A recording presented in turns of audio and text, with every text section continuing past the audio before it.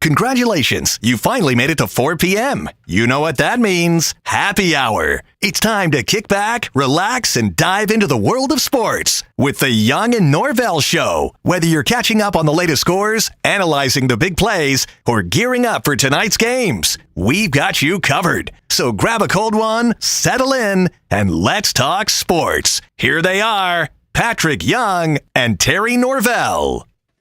All right, here we go. I guess anybody can do it when the weather's absolutely perfect. It is a tough time of year, a battle-through time of year, but I promise, folks, we are going to start seeing the downside of this hot summer that kind of defines the state of Florida. Hi, everybody. Terry Norvelle set up on the patio. You know it. If it's Thursday, I'm on the patio here at Sliders Oyster Bar. Wonderful specials, oyster specials today, drink specials. It never stops. They carry, obviously, the world-renowned Safe Harbor Seafood is all over the menu here at Sliders, and they have some type of menu. Some of the specials just when they decide to just throw out specials. How about sweet Vidalia onion straws, $12 bucks. Fried green tomatoes. I love me some fried green tomatoes. Snow crab, Cajun grilled mahi sandwich. They always obviously have flounder and mahi sandwiches. How about pan-seared cobia over garlic mashed potatoes and seasonal squash with roasted poblano cream sauce. Oh my goodness, that whole dissertation there just says, Terry, you ain't fancy enough for that, but it is good eating. You can come in and roll your sleeves up, come in flip flops and baggies, any way you want to enjoy the wonderful, wonderful location here in Neptune Beach, Sliders Oyster Bar. And if all that's not enough, just the specials. If you have a sweet tooth when you're done, how about a special today? Chocolate mousse cake. Chocolate mousse cake. There you have it. If you're not hungry, if you weren't hungry 2.5 minutes ago, you are now. Come on down to Neptune Beach and find us at Sliders Oyster Bar. Hope to hear from Patrick Young a little bit later here on the program. We've got a lot of stuff to get into. NFL is rocking and rolling. Really, I think this is kind of the final week of preseason. And I get it. This will be game 2 this weekend for everybody. 2 of 3. Game 3 really doesn't count. Game 3 is just kind of a throw in. It's almost it's almost like the wedding rehearsal on Friday night. Game 3 of the NFL preseason. Nothing really happens. You put on your pretty clothes. You kind of go over the walk. You go over where you're going to stand. You go over who's going to talk, who's not going to talk. That's week 3 of the preseason. We're coming up in week 2, and I think it is an important week with regard to some of the guys on the back end trying to make the roster, and the Jaguars, with the brand new everything. I mean, basically everything. The top 5 non-football positions are all new in their first year of doing their new job. It is important for the Jaguars. They need to show out pretty well. We'll talk a lot about the Jaguars. We'll talk a lot about some grading tiers that have been out in and on some different sports sites, including one of the sites, I think it was the Athletic. I've got it pulled up here. We're going to go over the Athletic and how they feel about the NFL starting quarterback tiers. Tier 1 is the best. Tier 2, Tier 3, Tier 4, 5, and 6. We'll take a look at that, and really we will take a look at how the rest of the NFL, not the people here in Duval County, because I think you would agree that probably different, not different from other hometowns. I think things can get kind of skewed to the home guy. We'll take a look at how the rest of the NFL kind of feels about Trevor Lawrence and the quarterback play that the Jaguars have gotten, they expect to get. We'll talk about that as we go. Speaking of the Jaguars, word is, and this was from gosh darn, I probably started looking around and snooping around today around noonish or so to see what happened today out at camp for the Jaguars. Pretty much across the board, the word was it was a bad practice. It was a sloppy, ugly, bad practice, kind of across the board. I'm not so sure that's a surprise. I mentioned, obviously, there's one more big game, but these guys have been going at it now for a couple of weeks. They know that there's 1 or 2 more on-field meaningful practices, because I think once Sunday's game rolls around, the preseason game with the Jaguars and the Saints, I think after that, the hay's pretty much in the barn. They'll practice a couple times next week, and they'll go down to Miami. They may get some good work down in Miami with that joint practice, but the game will be nothing. I think these players can kind of see, and the human element's taken over, not just in Jacksonville. I think across the board. I would not be surprised, and I'm too lazy and won't do it. I would not be surprised if we didn't. If Casey and I and we asked Patrick as well to jump in, we gave each other 10-ish teams and said, "Hey, go get the overall. How did they practice today?" I think most of them would have been sloppy, sluggish. I think we're kind of in that spot. It was an ugly, humid day. It is an ugly, humid day today. But the Jaguars supposedly really didn't look very good. A little bit later, we want to talk about, speaking of the Jaguars and one of our college teams that we follow pretty hard here, obviously Florida State, the Florida State Seminoles. I got thinking this morning, and I want to walk this through in a little bit. I wonder if the Seminoles and the Jaguars, I think they might be facing kind of the same type of season. And I need to expound on that a little further. I'm not so sure, and I'll tease it right now. I'm not so sure that if we were to fast forward about 6 months from now, and the NFL season wrapped up and the college regular season wrapped up, I'm not so sure that the Jaguars and the Florida State Seminoles, I'm not so sure they don't have 2 or 3 more wins in the win column than a lot of people would expect. But I'm going to back this up. I wonder if the Jaguars and Seminoles, if they reach those numbers, will we be looking at them and both saying, a little bit of fool's gold? The reason I say that, my God, we'll start with the Jaguars first. The way the Jaguars division has played out, or is playing out right now in the last couple of years, man, it looks like there's a lot of wins in there. And Florida State, say what you want. You look at the Florida State schedule, man, I don't think the Noles are going to be real good this year, but man, there are a lot of winnable games on that schedule. So the roundabout way to look at this possibly is, might we get 6 months from now, might we look up and we may see a 7 or 8 win Jaguar team and maybe a 6 or 7 win. Now keep in mind, obviously college plays less games in the NFL, but a 6 or 7 win Seminole record. And we might, if you really know the game and follow the game and both leagues, NFL and college, big time college, we might be saying, wait a minute, now this might be a little fool's gold. Now, the problem with fool's gold is, yes, the wins, they count in the win column, and they look good in the win column. You know, a 6 or 7 win season looks a lot better than a 2, 3, or 4 win season. Ask Florida State fan. But what happens if the fool's gold fools your organization or your program into not doing the right thing?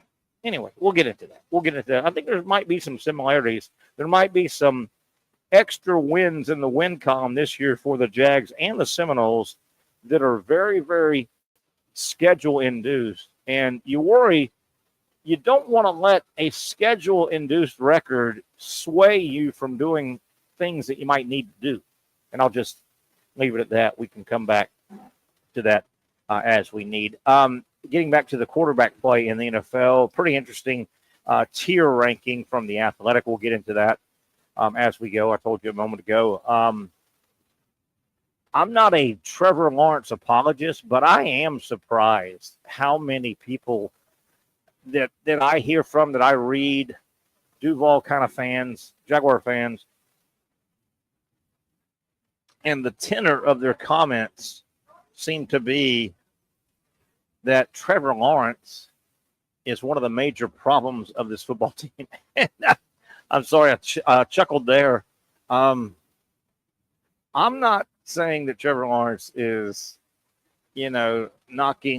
about to knock John Elway and Joe Montana and Dan Marino out of the way. But, man, I chuckle when I hear that a lot. And I wonder if the massive contract has clouded that because, frankly, if you look at the Jacksonville Jaguars roster and production and game day production, Trevor Lawrence, in terms of issues that need to be fixed on the Jaguars franchise, Trevor Lawrence's play is way down low. Can you get better quarterback play in the NFL? Of course you can. He's nowhere near the top level. But we're going to take a look at this tier ranking here in a moment. You can do a lot worse than Trevor Lawrence playing quarterback for your NFL team. And there are a lot bigger, many bigger issues that the Jacksonville Jaguars need to cross and fix than quarterback play from Trevor Lawrence. We'll get into that and see how the national people have ranked Trevor Lawrence. Maybe they agree. Maybe they don't agree with what I just said. We got some sports history coming up. Some other stuff I want to talk about. I'm still perplexed as we head into football season, and particularly we head into college and NFL season, football season, and the first month of both seasons really overlap with hurricane season. And if you spend any time in this area, you know what I'm talking about, and hurricanes can be devastating, and we just live with them. I'm going to bring this up again. I'm still perplexed. I still don't understand the code red in September, late August, September, around some college football games played at outdoor stadiums versus the lack of code red by NFL franchises that play in outdoor stadiums. We'll talk about that. I've got a great story about a pole vaulter. I'm going to go ahead and proclaim this guy the smartest athlete in the history of sports across the board in the world ever. You're going to enjoy this story. I'm going to catch you guys up on Jack Caglione. You know, he went out with an injury 3 weeks ago. He was on the 10-day. Now he is on his rehab assignment. Looks like he's doing pretty good. We'll catch up on that. All that's coming up. But I got a pressing issue. I can't believe I'm the only one, and it really rears its head in football season. I'm not sure. Casey, do we have Patrick? I didn't know if I heard Patrick or not. Nope. I'm not sure. Okay, Casey, you keep your ears on if you don't mind, if you're not too busy back in World headquarters. I got to bring this up. And I took some notes this morning before I left the house. I can't believe I'm the only one here that this happens, but I've got a football season TV issue. And Casey, here's the issue, and it happens every year. And I've had the same television set up for probably 4 or 5 years at my house. Okay, been in the same place, got my same setup. Sure. I can't be the only one. Here's my issue: Terry's football season TV issue. Casey, am I the only one out there, literally, not just for sports, just to enjoy my television? To turn my television on, I have to hit about 9 buttons. Am I the only one? Yeah, mine's 2. Is that how your TV is? Yeah, just 1 and then down to where I'm trying to go and then hit it again. Why you got so many buttons? I wrote it down. I actually went to my TV this morning. Where did I put this at?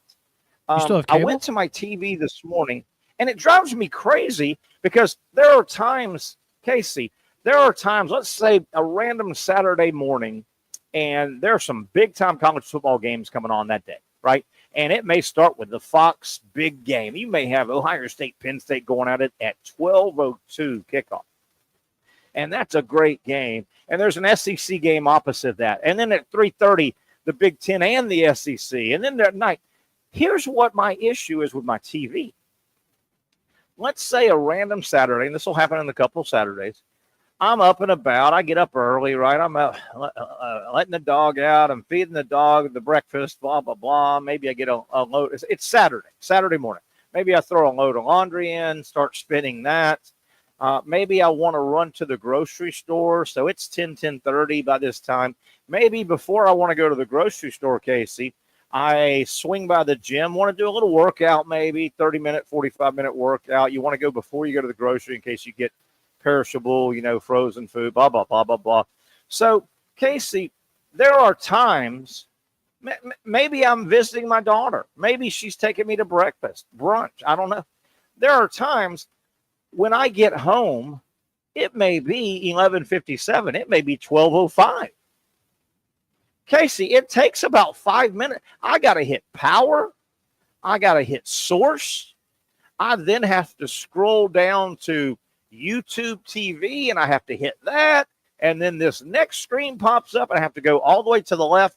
And then I got to go down, down, down, down, down, down, down, and hit YouTube TV. Then a big screen pops up, and it says, do you want to no, a big screen pops up with my name on it, and I have to click my name, I guess, to say I'm the one watching. I have to click that. Then I have to go back to the left, down, down, down, and then across a lot of times, hit YouTube. Casey, I've got to hit like 12 to 15 buttons to get watching. Yeah, it's terrible. We got to clean that up. I don't know how. How do I do it? I mean, how many people are on your profile to start? Well, there's my name and Kendall's name because she used to live there. She's gone.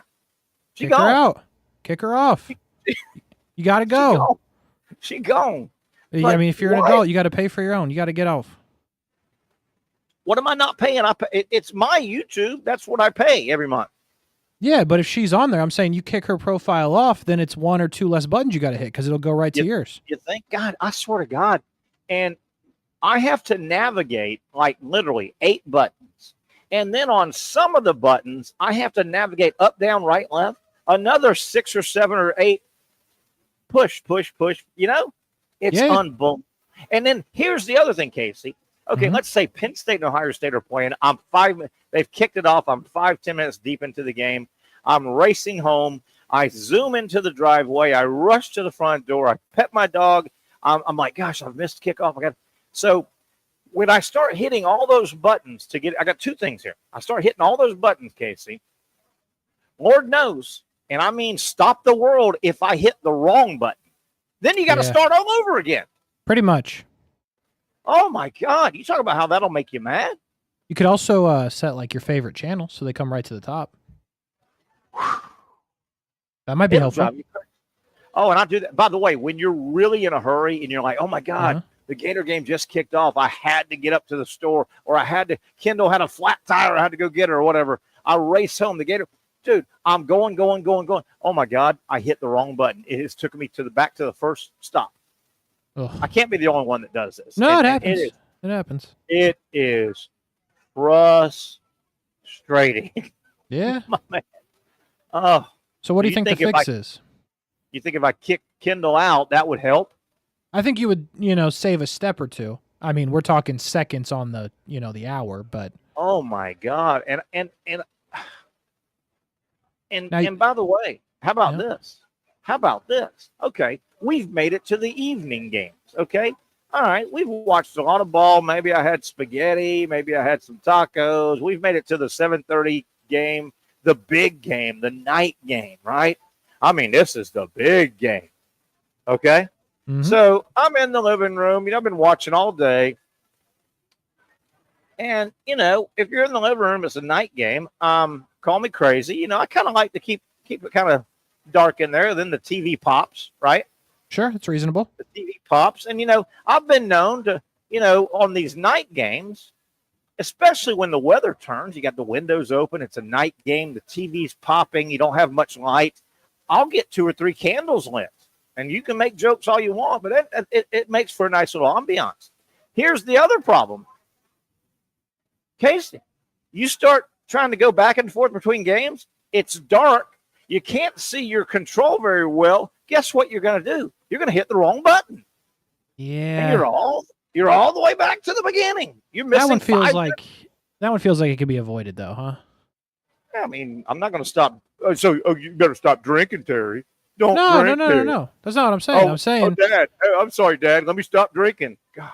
I'm saying one, you could turn a light on, Or two, and this is the part that I think you should do, maybe memorize the remote after. How long have you had this TV?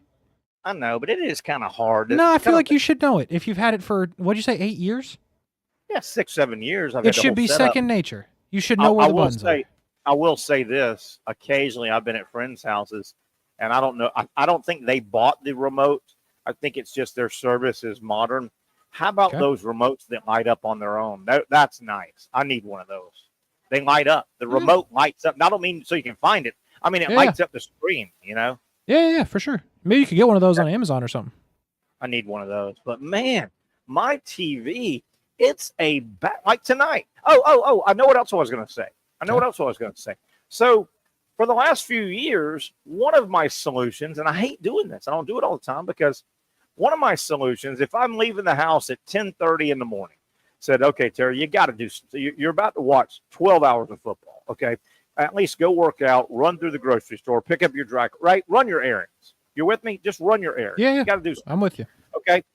I know it takes a billion moments and buttons to get my TV going. I know that.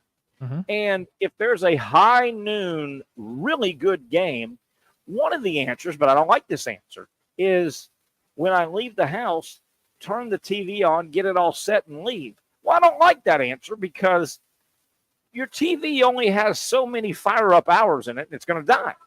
I don't want to just leave my TV on for 6 hours until I get back home. Is that fair?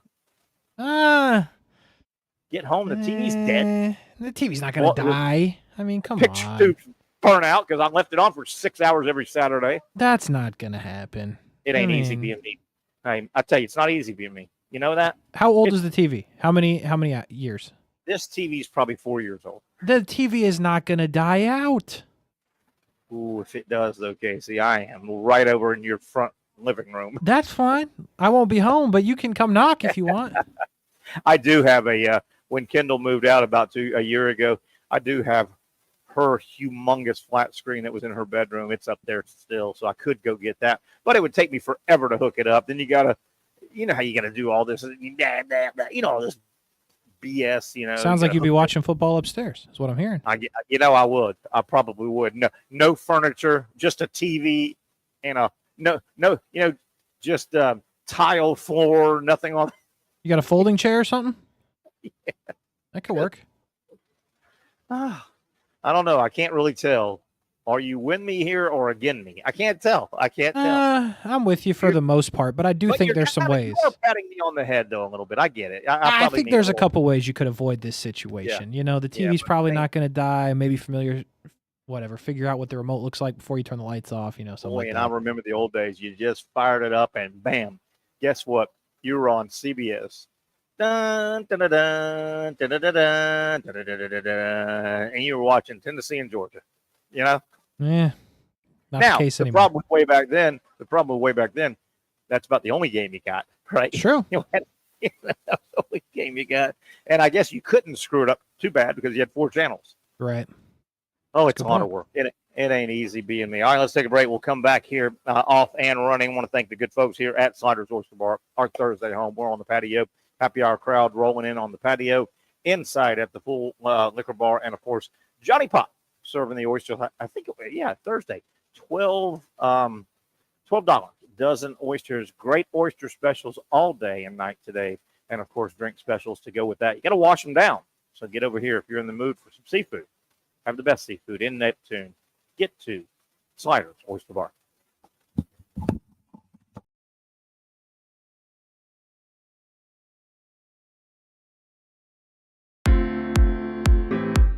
At Southeast Orthopedic Specialists, we know pain and injuries can stop you from doing what you love. This is why our board-certified orthopedic specialists offer the latest in both non-surgical and surgical treatment options and create a treatment plan tailored to your unique lifestyle and goals. So, whether it is a sports injury or that nagging pain that's keeping you from doing what you love, our team has the right treatment for you.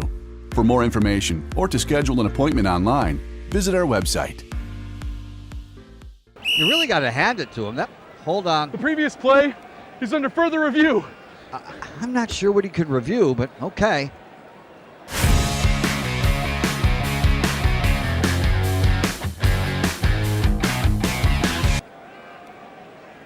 Sure has been a while. Dine in at Hurricane Grill and Wings for the football season. Well, there he is. Oh, what is that?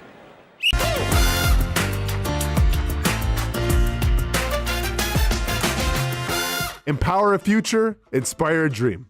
It's a bold but simple mission for the Jacksonville Police Athletic League known as Jax PAL. Help the next generation of kids in Jacksonville shape a brighter future.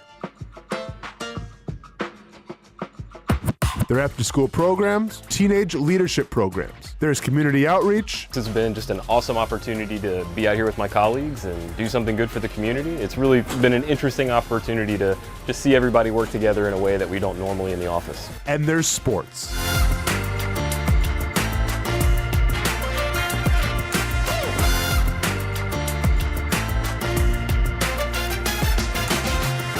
There are also ways you can help the next generation with a donation of any kind.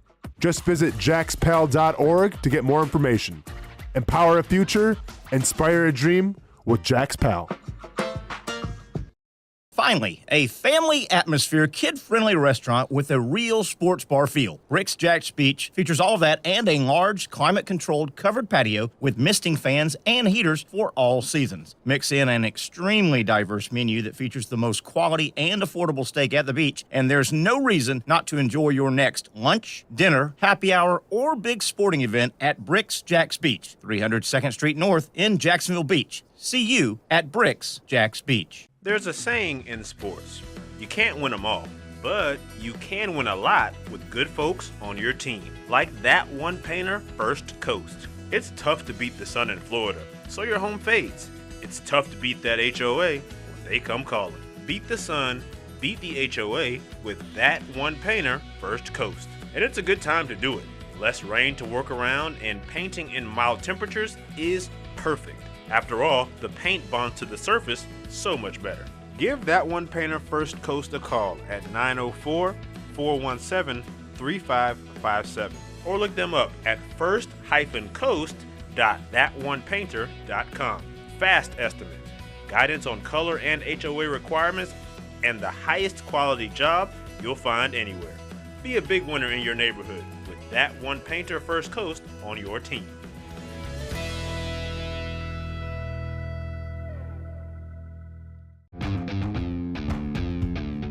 When you think sports, you think Action Sports Jax, the official station of the Jaguars, on location for every game. But the most experienced team in town doesn't stop there. From high school football to the big events in the area, Action Sports Jax is always on. Now, we take that to a new level. Action Sports Jax 24/7 is around-the-clock coverage of the teams you love and the moments you can't miss. The best local sports in Jacksonville on Action Sports Jax 24/7.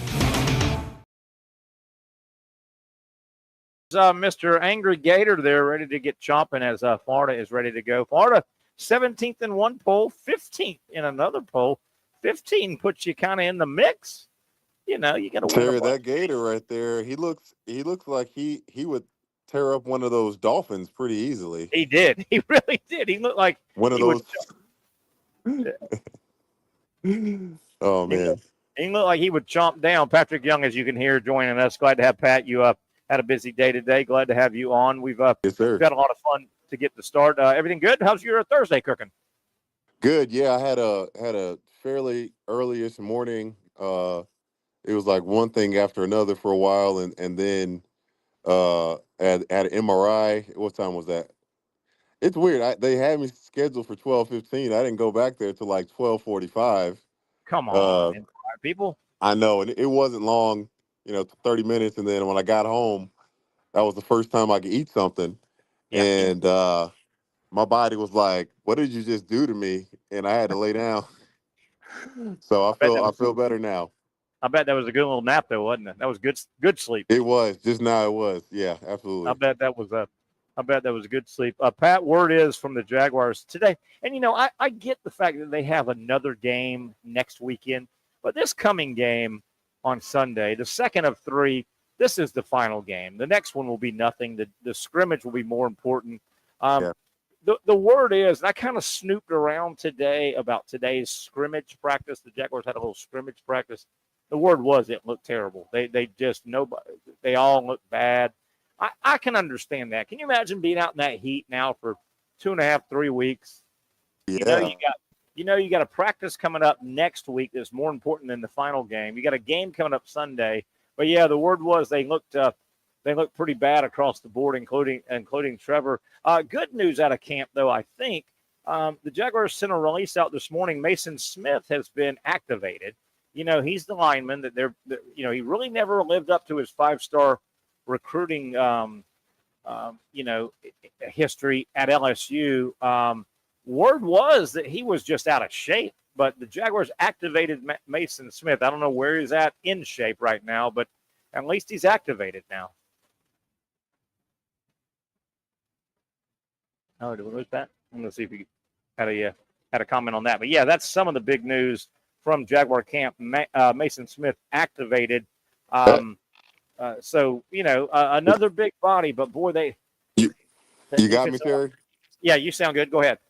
Yeah, I was gonna say that. I just was looking some stuff up, looking at some of the Jaguar websites, and first off, he's a big old boy. He's a big dude. 94 is a big, but if you are Liam Cohen and he didn't draft Smith, no, but this guy obviously from LSU. So if you go to LSU, you're a top college player or a top high school player to come in for sure. And you come in out of shape, coming into this camp, understanding that this is a whole new regime. If I'm Liam Cohen, like if you're Liam Cohen, what kind of message do you think you send to Mason Smith? I know that's the first thing I'm I almost thought not to embarrass the guy, but like maybe you have him doing conditioning while training camp is going on for people to see. Yeah, I don't know.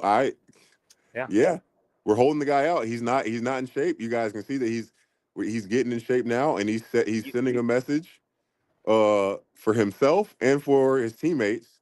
Of all the things that you show up at training camp maybe not having yet, conditioning is not one that and you and I think a lot alike on a lot of stuff, and this is one of those. Here's Mason Smith. I remember him 5-6 years ago. I remember that name, and this guy, Patrick, he was a highly recruited big old defensive lineman. 5-star, name his school, big, highly. He gets to LSU, and he really has done nothing. He did nothing at LSU, but his potential entices people so much. Hell, he got drafted, in the second round, for God's sake. That almost makes me think of, and it's a little bit different because Kwame Brown in basketball, he was drafted number 1. Yeah, I remember him well. So the expectation's a little bit less, but Kwame Brown, and I remember this is actually a really good story. When he was getting recruited and coming out of high school and trying to decide the NBA or college, and this is the story from Billy Donovan's mouth. He remembers sitting down with Kwame Brown, and Kwame said, "Hey, coach, how long do I need to do this till I can just stop and go and do whatever else is next or whatever?" Pretty much. That's the realization. He really didn't love basketball that much that he saw it as I can be one of the greatest of all time with his body. And, Mason Smith, who's to say coming out of LSU or high school that you can't say the kid didn't have a chance. But if it really is, as you're saying, that he kind of was okay at LSU, wasn't great. Yeah. It's been just okay for the Jags. How much does he really love football? Yeah, I'm glad you went there because, you sit there and this guy, high school to college, was a superstar. And I think, obviously, he was good in high school because he got on everybody's map. But he was probably 6'5", 285 pounds, and dominated at the high school level. Gets to LSU, just never really, I don't know if it was an in-shape issue. He never did anything. So you would think if this guy has been thrown another lifeline, that the last thing would be not being in shape. And I don't know for a fact it's not being in shape, but if a lot of things point to it wasn't an injury as much as This guy came in sloppy, out of shape. How would he not, this offseason, with a new coaching staff, how would he not have turned himself into a Greek Adonis? Man, does he love football? Because what makes me think about at LSU, that was probably the first time he realized my talent, my natural just being this size wasn't enough. Yeah. And I bet you he had teammates that weren't as big and talented. Yeah. That pushed him and worked his butt every day. Yeah. I bet even the offensive linemen were talking trash in his ear. Probably. And that's I mean, it's a good thing, but he sometimes, depending on your temperament, when you get challenged like that, you either become the rabid dog that wants to prove everybody wrong, or you start believing, man, maybe I'm just not that good, and I guess I can get by at Don't my you remember, size. I Pat, can get by. You remember players. You remember players like I'm going to describe, and I do as well on different teams. Maybe a park team, a junior high team, high school team in our college, maybe your pro teams. I remember many a time there would be a player, a teammate, and the teammate would be weak.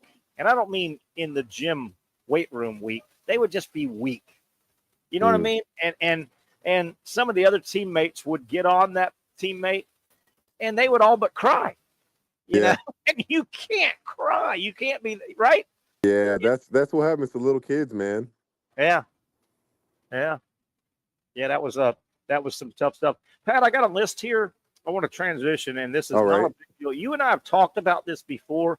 I still don't understand why it happens in college football 1,000 times more than the NFL. I'm gonna go through a long list here. All right. And Patrick, I want you to listen. Casey, you may be able to get glean a theme here. All right, here we go. And these are NFL stadiums, okay?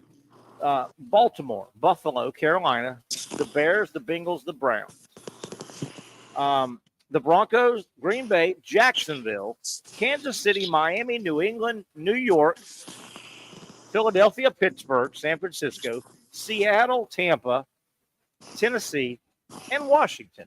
I don't know if this is a complete list, but that's a pretty long list. That's 20-something franchise stadiums, okay? Yep. Any idea what they might have in common? No. The commonality is that many, and that was right at 20. Those are open-air, outdoor NFL stadiums, okay? They are not domes. They are the players, the team, the fans. You are open air in a stadium that's open. You with me? Okay. Yep. So that is about 3/4 of the league does not play in a closed, safe dome. Yep. With that said, we are about a month away, and I hate when it happens because it infringes on me, and I'm selfish. I understand safety to a degree, but why is it that a month from now, particularly in the first half of the month of September, when college football starts, we will have multiple, if we go by the last several years, we will have multiple college football games that are delayed because of weather, that are delayed because of lightning. They may be delayed an hour, 2 hours, 3 hours. It's going to happen. I hate it. Everybody hates it. We understand it to a degree. Now, my question, and we've talked this through, the NFL, now that's college football. You're going to have a bunch of weather delays. Yep. The NFL, and I just rattled off 20-some-odd outdoor stadiums, so it's not like the NFL plays indoors every game. No. And they're protected by the roof. Yep. Why is it that the NFL rarely has a weather delay? Do they not care about their fans? Do they say to hell with the fans? To hell with the play? Why is that? I don't know why. Why is that? The NFL barely ever pulls their team off and says, we're going to kick off in 30 minutes from the last lightning strike within 10 miles. What? Do they just not care enough? Yeah, that's true. Even MLB baseball, like they don't weather delay as much as college baseball. Yes. Shoot. Part of it could be, hear me out, brainwashing. Okay. In terms of fandom has gotten so instilled in the blood of people Okay. that they really kind of have attached all things that come to being a fan as part of the experience. Okay. Like they believe, who cares that it's -5 degrees and it's snowing? I'm a real fan. Yeah. This is what my grandfather did. Yeah. And yeah, brainwash. Because Sarah, you remember the story? Was this last 2 years ago of the three or the four Bills fans? One guy survived, and three of them stayed out in the backyard and froze to death. Yes. Those guys were so brainwashed that they thought weather wouldn't. And I hate to make a joke on these guys that passed. I get you. But maybe part of them thought they're tougher than the weather, which none of us are tougher than the weather. It just blows my mind that on a Saturday, early September, when we're still in storm season, there have been a lot of games in Gainesville and Tallahassee that were delayed and pushed back and stopped in the middle of the first quarter, and that everybody sits around for 2 hours and all. There haven't been many games in Jacksonville. You can't tell me there's not a nasty storm on Sunday like there is on Saturday. Right, exactly. Casey, I don't know if you have your ears on back in the world headquarters. Any theory on that? I've always wondered. The NFL, they rarely stop a game. Do they not care about their fans enough? I mean, what's the explanation? Is there an explanation? They ain't worried about it. They don't care? Brainwash, bro. They'll survive. What is rain? Yes. We got football going on. What is rain? Oh. And then, Patrick, you make the point. Generally, we around here, we're watching the damn College World Series because Florida State's deep in the damn thing. But Terry, even to this though, Terry, and sorry to interrupt. No, go ahead. We know, everyone knows that it is brutal in Florida in August, September still. Jaguars have 1:00 games. We have evidence of people passing out at games. And do you think that deters people of going? It deters me because I'm like, I'm not going to go out there and spend $18 for a beer, but that's another reason. I'm with you. But people still are going out there at our 1:00 games, understanding that even the sun will cause a lot of issues to you just being out there watching the game. So brainwashed. It just gets me every year. I'm like, are you telling me the SEC, they value the health of their fan more than the NFC? I mean, it's like it is rare that an NFL game gets delayed because of weather, lightning strikes, and we're really talking about lightning strikes is what we're really, really talking about. But you can't tell me those 20 stadiums that just rattled off. And by the way, I think the college parameter. If there's lightning within 6 miles, they have to pull them off for 30 minutes. I don't know if the NFL has a parameter like that, but it would seem like their parameter is unless it snaps. It should be universal, shouldn't it? What's that? I said it should be universal. Everyone should have the same rule. Yes, you would think. I think the NFL's their parameter is unless the lightning snaps and hits the midfield logo, they're playing, man. Yeah, right. They're playing. Hey, I wanted to get to this. We're going to keep it here for a while. I wanted to get to this. The Athletic had a pretty neat ranking of quarterbacks, starting quarterbacks in the league, and they ranked them according to tiers. Obviously, tier 1 is, I'll read it here. Oh, yeah. A tier 1 quarterback can carry his team each week. The team wins because of him. It goes on to say, and let me back up here. It goes on to describe, he expertly handles pure passing situations, has no holes in his game. Here's who the Athletic ranks as that type of quarterback in the NFL. Tier 1, Patrick Mahomes, Joe Burrow, Josh Allen, Lamar Jackson, Matthew Stafford. Tier 2. Here's their description of Tier 2. A Tier 2 quarterback can carry his team sometimes, but not consistently. He can handle pure passing situations in doses and or possessions or possesses other dimensions that are special enough to elevate him above Tier 3, which we'll get to.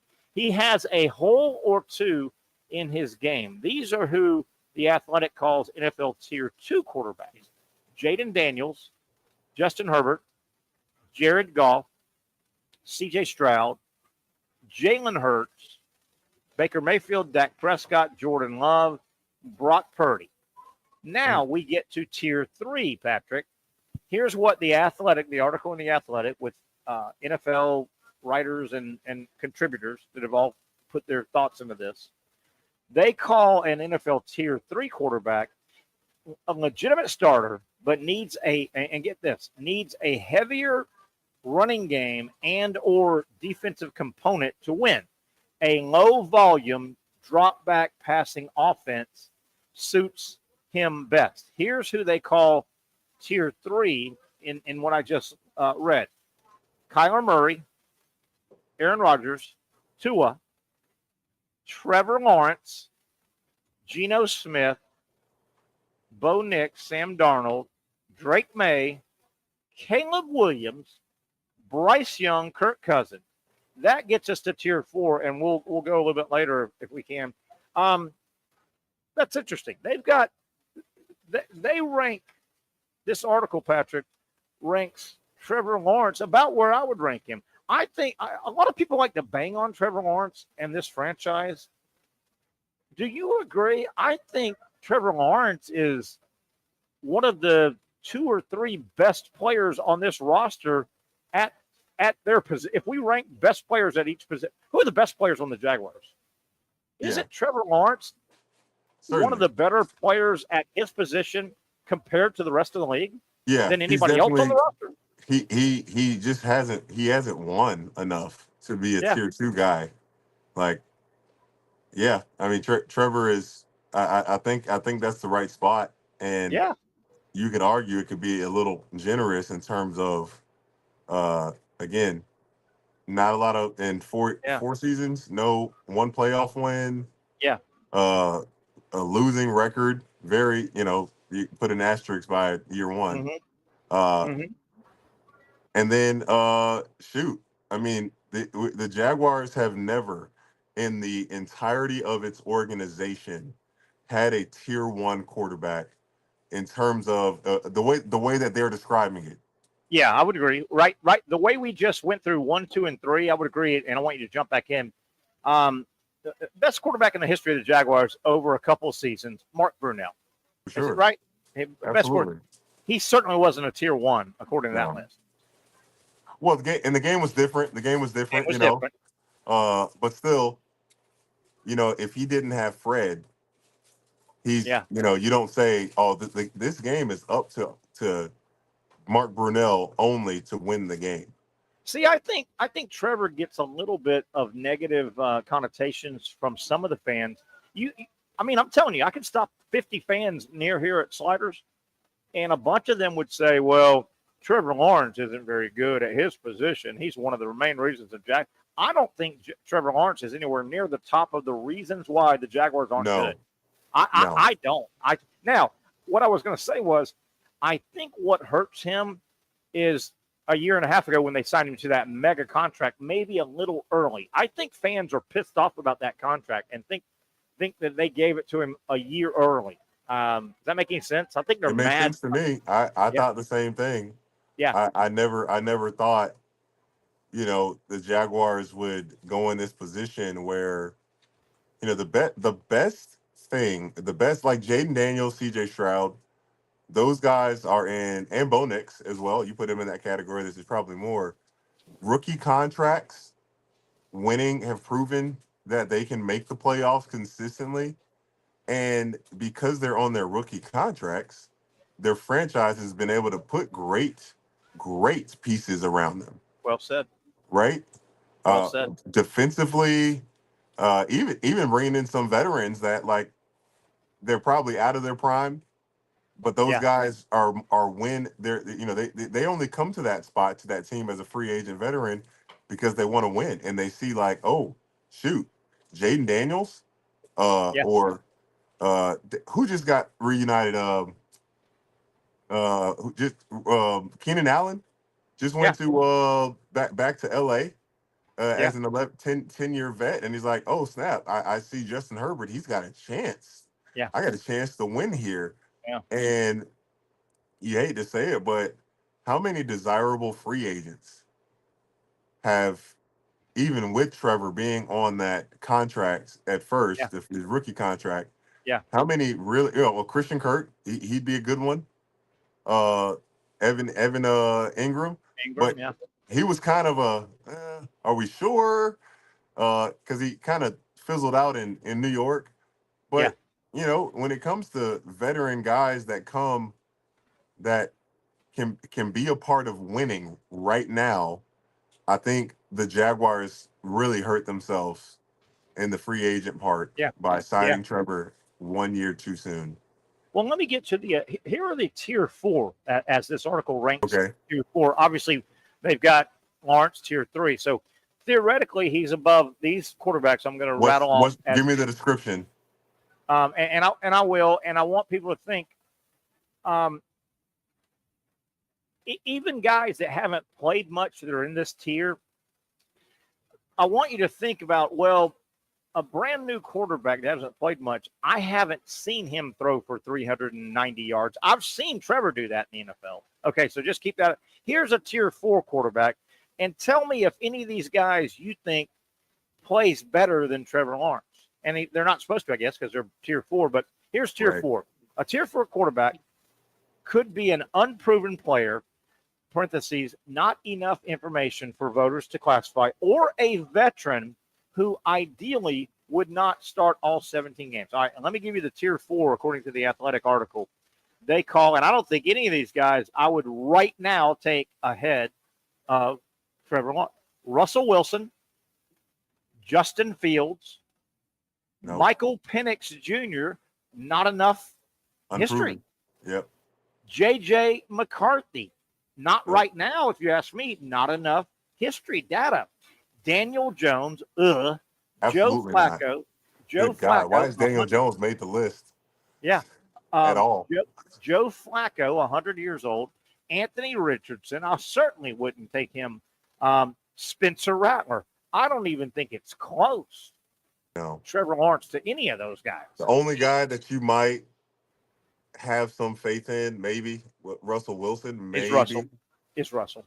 But he's still, I love that he still shows some spurts of his greatness. Some of those, they call them moon balls, when he just launches them up there and with great precision. But it just seems like he's lost his consistency. And him going to the Giants is, gosh, they're going to be awful. They're going to be so bad.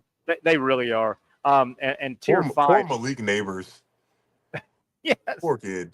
Got nothing around him. He's gonna be. He. If he was at a different situation, and not even winning team, but an average team. I mean, he'd be putting up Pro Bowl numbers. Right away. Here's the tier 5, and this is the end of it. And this is the last. And it's funny here because there's only one tier 5 quarterback that this list includes. A tier 5 quarterback is best suited as a backup. Tier 5, one guy, Kenny Pickett.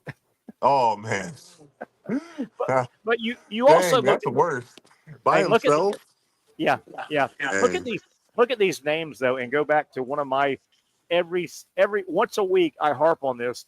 How can the NFL think about expanding until they figure out how to get better quarterback play? I mean, can you imagine? You are one of 4 European franchises. You're excited. You've got an NFL franchise. You got your own league, maybe. How bad would it be week after week to go watch Kenny Pickett or Spencer Rattler or Anthony Richardson or Joe Flacco or Daniel Jones? How bad would it be to go watch those guys? Right. Oh, I know, man. God. And to your point, like, would Kenny Pickett get fans and seats in No. France? In France? No. Or Mexico or Canada? He may run them out of the stadium. No. You know, he may run them out of the stadium. Yeah. For God's sakes. All right, Pat, let's take a break here. We'll wrap it up hour number one. Speaking of tiers, The Athletic also had a pretty neat, what I thought, a tier grading of college football coaches. I want to go over that. It's pretty interesting, and we'll take a look at some of our local guys that we follow, Florida State, Georgia, Miami, and then just overall, pretty neat article from The Athletic. We'll get into that as we start to wrap up hour one, head to hour number two. It's a beautiful, beautiful Thursday edition of the Young and Norvelle Show coming to you from the patio at Sliders Oyster Bar. You really got to hand it to him. Hold on. The previous play is under further review. I'm not sure what he could review, but okay.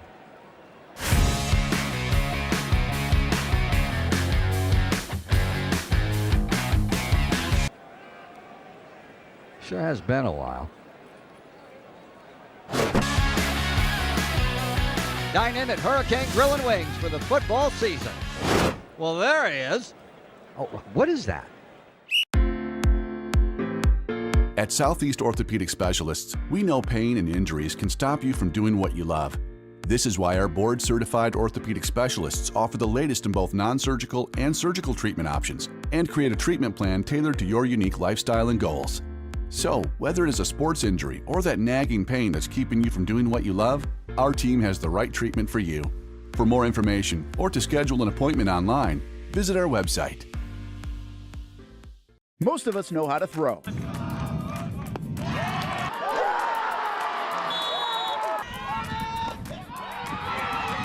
But you need to know what to throw. I'm not talking about footballs, baseballs, softballs. We're talking about those items you need to recycle. Republic Services explains it easy. Recycling simplified. 1. Know what to throw. When in doubt, throw it out. 2. Empty, clean, and dry those materials. It takes an extra minute, but it makes a big difference. And 3. Don't bag it. This makes the recycling process faster and more efficient. This is a look at the Republic Services North Florida Recycling Center. You can make this process even more efficient. By utilizing those 3 steps, Republic Services can help you become a better recycler in your home. Learn more at recyclingsimplified.com. Finally, a family atmosphere, kid-friendly restaurant with a real sports bar feel. Rick's Jack's Beach features all of that and a large, climate-controlled covered patio with misting fans and heaters for all seasons. Mix in an extremely diverse menu that features the most quality and affordable steak at the beach, and there's no reason not to enjoy your next lunch, dinner, happy hour, or big sporting event at Rick's Jack's Beach, 300 2nd Street North in Jacksonville Beach. See you at Bricks Jack's Beach. Baker's Sports. It's a hometown business filled with hometown people trying to make you feel right at home. Chris Conley, Jacksonville University. Walker Wright, class of 2018, West Nassau High School. Michael Young, Fletcher High School. Baker's Sports started in a grassroots way and now outfits much of the Southeast. Will Olive, Mandarin High School. Go Stangs. High school sports, travel sports, youth sports of all kinds. They are a one-stop shop carrying Nike, Adidas, Under Armour brands, and more. Vincent Caldes, Oak Leaf High School. Tony Mazzio, Sandwood High School, class of 2002. Samuel Coffrin, Paxton School for Advanced Studies. Whether it's sports teams on the field or it's your team in the workplace, like our Action Sports Shacks team, and community events like the Dream 18 Golf Tournament, and many others. Cole Tilley, Hilliard High School. Reagan Webb, Eagles View Academy. Look good, feel good, play good with Baker Sports. Custom sports apparel since 1997. Shop with the hometown team at bakersport.com. The rhythm of my heart is beating like a drum, with We Are Martyr rolling off our tongues. Never will we roam, for we know our place is out. Where the ocean meets the skies, we be sailing. Where the ocean meets the skies, we be sailing.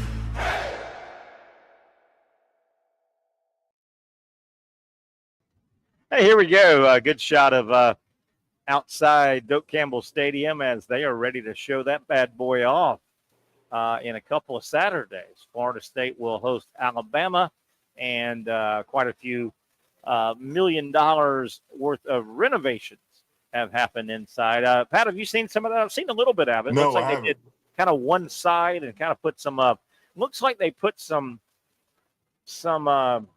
what do you call it, suite level boxes and things. Nice. Not way up high, kind of, it almost looks like that on, I guess it's the Florida State sideline, like 20 rows up, they put some boxes like behind, and then the stadium goes up higher, and then the existing boxes and press box and all. But yeah, look pretty good. Look pretty good for Florida State. They're going to unveil it with Alabama rolling in. I'm not so sure I love that concept, right? Right. Alabama rolls in, but we will see. Patrick Young's here, Terry Norvelle here, kicking off hour number 2. Pat, got this, staying with this tier system. The Athletic has done a great job the last couple of weeks. They've done a lot of ranking, and they get their guys at right college football or right NFL. We went over quarterback play a moment ago, different tiers according to the Athletic. They also have active college coaches, and here they go. Here we go, Pat, and I want your thoughts. Anything that may jump out, good, bad, indifferent. I've got some. Feel free, Casey, as well. Tier 1, and it's interesting right out of the gate. They have two coaches, active coaches in college football that they put in Tier 1, and they subtitle it multiple-time champions. Now, let me qualify this. As I'm reading here, actively there are 3 active coaches in college football that have won Division I national title. They only have 2 Tier 1 coaches, Kirby Smart and Dabo Swinney. And I don't want to put you on the spot because it's hard to remember, even though it's a year ago. Ryan Day is not Ryan in that Day. list. Ryan Day, good call. Good pull, Patrick. Ryan Day is not one of the 2 Tier 1 coaches. Wow. So they go down now to college football Tier 2, and they call that established winners. And they go on to say Ryan Day was the toughest coach to place on this Tier 2 list. He just won a national championship at Ohio State, but here's what they say. That is expected in Columbus. His 2 most recent predecessors also won titles. I don't know if I love that, Patrick. They're grading him off some other guys, but the criticism, according to the Athletic, of Day starts with his 4 consecutive losses to Michigan. So they don't like that. They don't like that at all, and that kind of intimates that they kind of stole one last year a little bit. You lose your last game to your arch rival, but you won a title. Now, Florida did that with FSU one year. Yeah. But how about that? Ryan Day, I'm not so sure I wouldn't have put him after that title into Tier 1, would you? I think I would. I would have. Yeah. I mean, you could say last year's Michigan team wasn't very good. I agree. But I don't know. Like, you lost to a Michigan team the year before that wins the national championship. Yeah. You know, and I can't remember what those 2 previous games were, but Jim Harbaugh, like, he figured some things out. Like, I wonder, would Jim Harbaugh be a Tier 1? Because how many times did he lose to Ohio State before he won? He never could beat him. If they would have him as a Tier 2, then I could say, if he was active in college football. If he was still active. Then I'd say, okay. That is a good analogy, though, because he never could beat Ohio State until the very end, right? Never could beat. Doggone Paul Feinbaum. He makes me angry for other people sometimes. Because, like, how he just would rip Harbaugh, rip Kiffin, and these guys have gone on to have really good careers. Right. I mean, I guess I do love seeing when people like that have to eat their own words. Yeah. Yeah. Well, let me go over the Tier 2. I gave you Tier 1 according to the Athletic. They've got 2 guys, Dabo Swinney and Kirby Smart. Their list of Tier 2, and they call these guys established winners. And there's 1 or 2 that immediately I go, I don't know. And I'm going straight down. Kurt Cignetti, Indiana. Ryan Day, Ohio State. Kalen DeBoer, James Franklin, Marcus Freeman, Brian Kelly, Dan Lanning, Lance Leipold, Lincoln Riley, Steve Sarkisian, and Kyle Whittingham at Utah. The first guy I would greatly question and say, man, Cignetti. It's Cignetti. Absolutely. I mean, has he done it for long enough enough to be that a tier 2 guy yet? He's not. No. I agree with you, man. He'd be the first guy I would go, man, was that just a one-off? You know, Kirk Cignetti, tier 2 established winners. That got me too. I don't see him on the same. Lincoln Riley, that's got me scratching my head a little bit too. Bit. Just to be on the same, to be on this, he's not the same as Ryan Day. Like, good point. If Ryan Day is going to be our top guy, but I guess they put it in an order of like your tier 2, but this is the top tier 2 guy, and these guys don't make it. You said some name I didn't even recognize. Lance Leopold. Yeah. How'd you know? He's a guy. He's supposedly a really good football guy. He started his career as a head coach about 7 or 8 years ago. He was at the University of Buffalo when they were the worst Division I program ever in the history of football, and he won games there. He won. Wow. He won 4 or 5. So then he goes to Kansas, and he's done real nice things. So obviously he's been at 2 just desolate football powers. I mean, it's hard to win there, and he's done well. He is thought of well. I'm with you, though. Does Lincoln Riley still rank tier 2 consideration? What is he? You want to look at the holistic approach part of their teams. Yeah. And he's had some great quarterbacks. He had 3 Heisman winning. Yeah. Was it 3 Heisman? Baker. Yeah, 3 Heisman contention quarterbacks. Baker, Jalen, and Kyler Murray. Did Jalen win the Heisman? No, I think didn't Caleb Williams win one under him? There you go. Four NFL quarterbacks, 3 that have won Heismans, and no national championships, no national championship appearances. Their defense on all his teams have been awful. I mean, he's an offense first guy, and that's just not enough for me to really even believe that he is capable of winning a national championship. I don't think the guy can't. He'll be a really good coach probably to play for. But don't expect to have any hardware. Well, he's got Lincoln Riley's got another year or 2 to win something big, or I think the bloom is really off that. Did you see him taking the job at Kentucky if that opens up? I don't know. What a knockback. USC to Kentucky, for God's sakes. All right, let's move on, Pat. Let's get to the next tier, because we're getting somewhere here. Tier 3. And this is described as high-level consistency, okay? And there are a lot of guys here, but let me go over who they think the Athletic thinks are tier 3 coaches that win at high-level consistency. Brett Bielema, Jeff Brom, Troy Calhoun at Air Force, Matt Campbell, Iowa State, Jamie Chadwell, Mario Cristobal. They've got him as a tier 3, wins consistently. Some other, and I'll just pick out some names. Kurt Ferentz, the dean of coaches. They've got him as a 3. Luke Fickell at Wisconsin.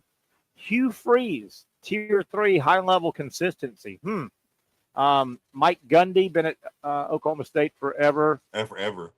Dan Mullen, new coach, pops up as a tier 3 at UNLV. Mike Norvelle, tier 3. Your cousin. Yeah, exactly. Rich Rodriguez. Mark Stoops, who's been doing it at Kentucky for a long time. It looks like he's on the downside. So those are tier 3. Now, let me throw this out.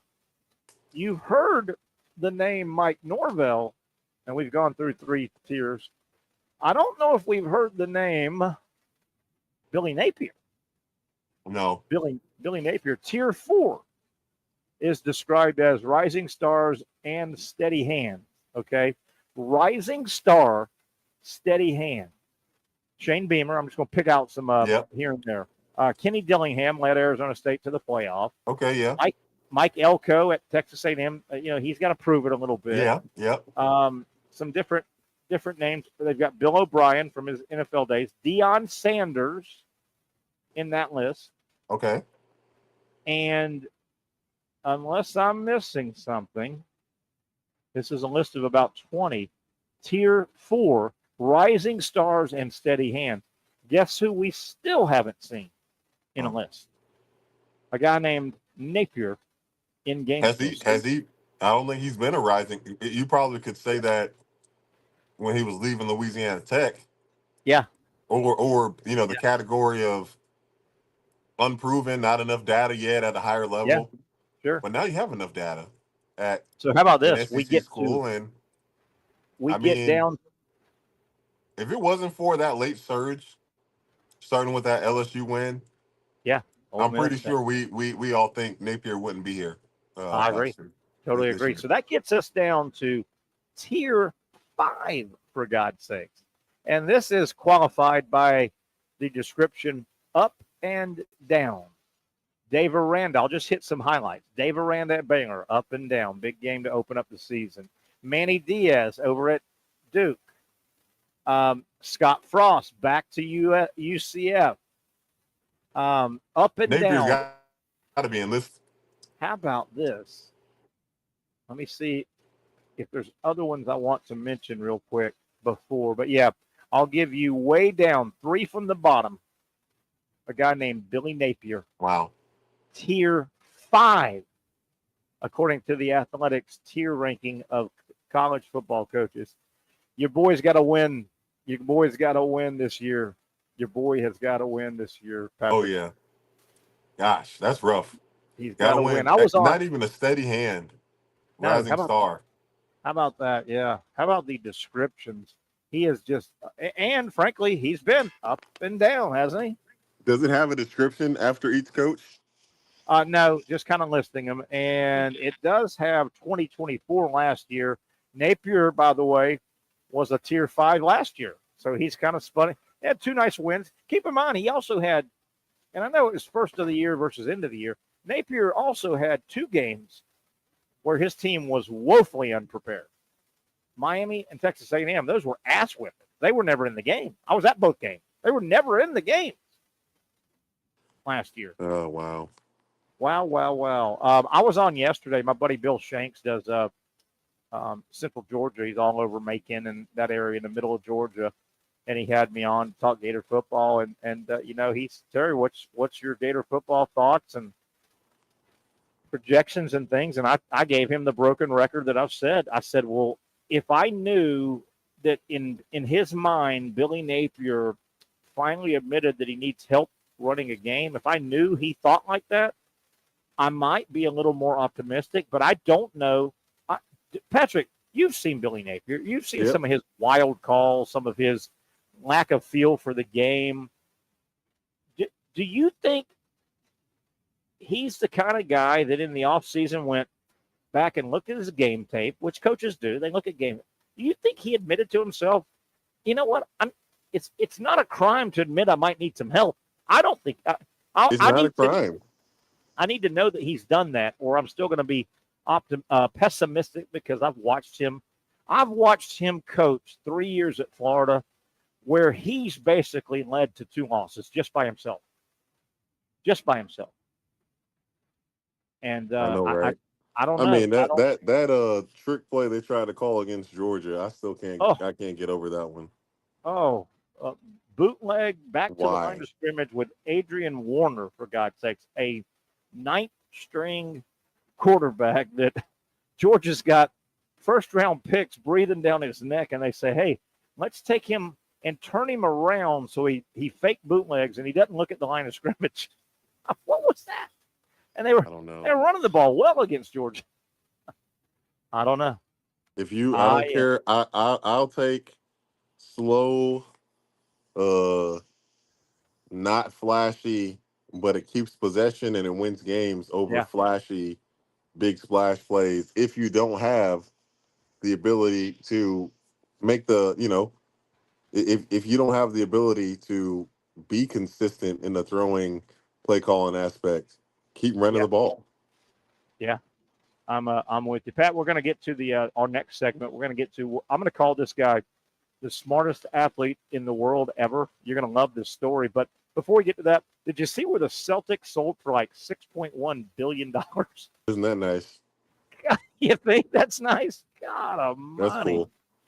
That's cool. $6.1 billion. I'll tell you what, let's keep it here, Pat. I want to get to this story real quick. I want to get. Do we have Brent Beard today? I'd love to hear his thoughts on the these tiers. Yeah, I don't think he's checking in today. We'll try and remember to carry it tomorrow. All right, Pat. Tell me if this guy, his name is Armand Duplantis. Armand Duplantis. I like his name already. It's a great name, and he's a great world champion pole vaulter, Olympian. Still at the top of his game. You got to tell me this guy's got to be the smartest guy in the world, maybe not just athlete. Okay, he is a 25-year-old double Olympic and world champion. Armand Duplantis broke the men's pole vault record. Get this, and this plays into the story. He just recently broke basically his own pole vault record for the 13th time and third time this year. Okay, wow. So stay with me. That's impressive. Okay. But Duplantis, and Casey, you can jump in on this as well. You got to love this guy. He basically has broken his own pole vault. He's the best pole vaulter in the world, okay? He's basically broken his own pole vault record by like 1 centimeter. And keep in mind, you set the bar where you want it, right? The pole vault bar, right? It doesn't matter how high you go. It matters how high the bar is, and do you knock the bar off or not, right? Doesn't matter how you. So this guy, the best in the world, it appears in his sport, there's a company that has put a bonus of $100,000 for each athlete in that pole vault that breaks the world record. Okay. So he's the best at the pole vault. He owns the world records. If he's the best, he probably knows he can go higher than anybody. Patrick, he's broken it 13 times by basically 1 centimeter each time, because 1 more centimeter gets him $100,000. Okay, next, raise it up 1 more centimeter, $100,000, $100,000, $100,000. Are you saying he's been getting? He has been getting paid like that through each centimeter? Yes. That's incredible. Yes, there's a situation. I guess he's in the professional European. Somebody, some entity puts up, you get $100,000 every time you break the world record in the pole vault. Well, he's the best pole vaulter in the world, and he went, hey, wait a minute. Why don't I just set it 1 centimeter? He clears that. Wow. Next event, he goes, I'm going to go what, right? So he's been knocking down $100K per centimeter. Wow. Isn't that great, Patrick? That's great. That's brilliant. What a smart guy. Yeah, because, I mean, think about it. If he said, I don't know how long he's been doing this, 13 times he's busted it. If he said, okay, let's raise it 1 full foot, and he sets that, we may not be able to go any higher. No, right. So he'd be stuck. He's been going up by a centimeter and winning $100,000. Dude, that's great, isn't it? What a genius. Man.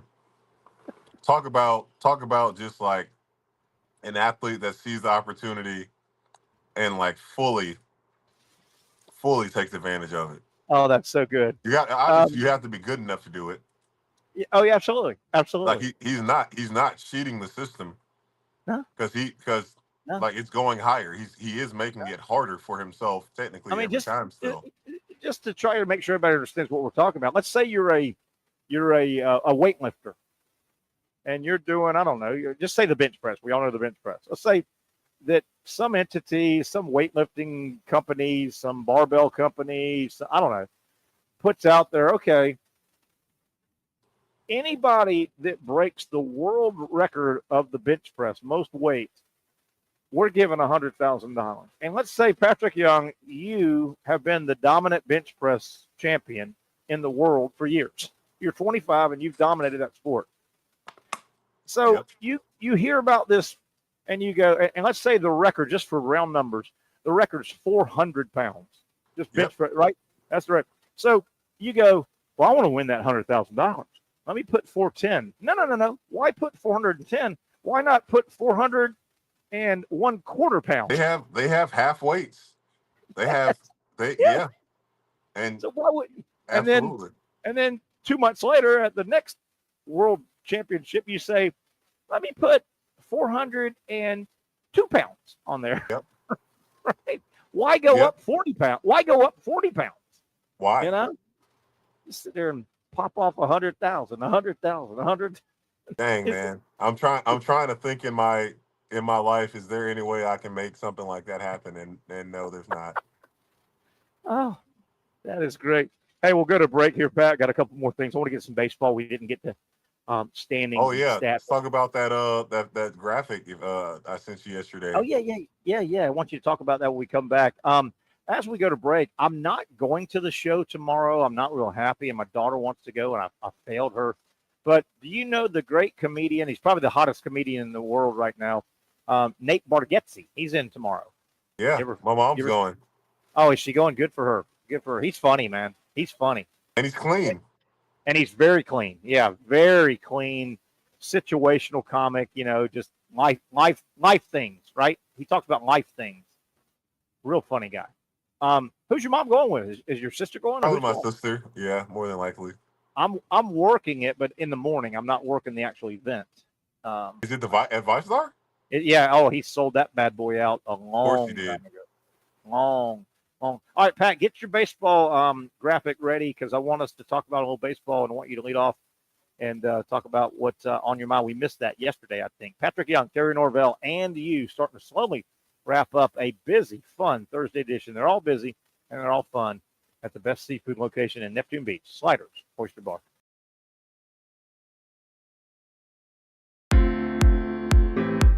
At Southeast Orthopedic Specialists, we know pain and injuries can stop you from doing what you love. This is why our board-certified orthopedic specialists offer the latest in both non-surgical and surgical treatment options and create a treatment plan tailored to your unique lifestyle and goals.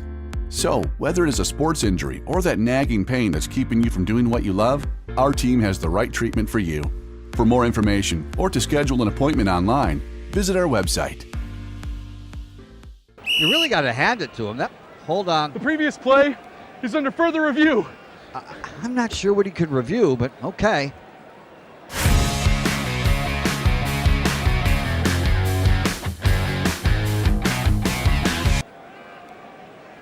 Sure has been a while. Dynamic Hurricane Grill and Wings for the football season. Well, there he is. Oh, what is that?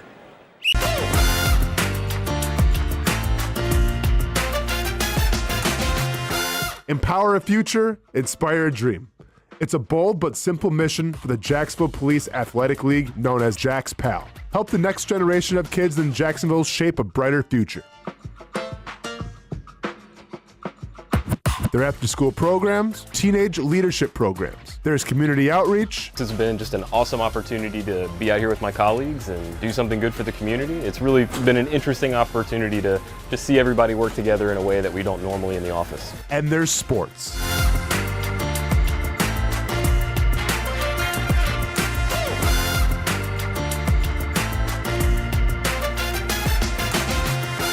There are also ways you can help the next generation with a donation of any kind.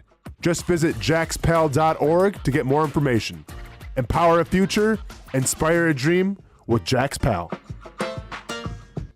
Finally, a family atmosphere, kid-friendly restaurant with a real sports bar feel. Rick's Jack's Beach features all of that and a large, climate-controlled covered patio with misting fans and heaters for all seasons. Mix in an extremely diverse menu that features the most quality and affordable steak at the beach, and there's no reason not to enjoy your next lunch, dinner, happy hour, or big sporting event at Rick's Jack's Beach, 300 2nd Street North in Jacksonville Beach. See you at Rick's Jack's Beach. There's a saying in sports, you can't win them all, but you can win a lot with good folks on your team. Like that one painter, First Coast. It's tough to beat the sun in Florida, so your home fades. It's tough to beat that HOA when they come calling. Beat the sun, beat the HOA with that one painter, First Coast. And it's a good time to do it. Less rain to work around and painting in mild temperatures is perfect. After all, the paint bonds to the surface so much better. Give that one painter First Coast a call at 904-417-3557 or look them up at first-coast.com. shop.thatonepainter.com. Fast estimate, guidance on color and HOA requirements, and the highest quality job you'll find anywhere. Be a big winner in your neighborhood with That One Painter First Coast on your team.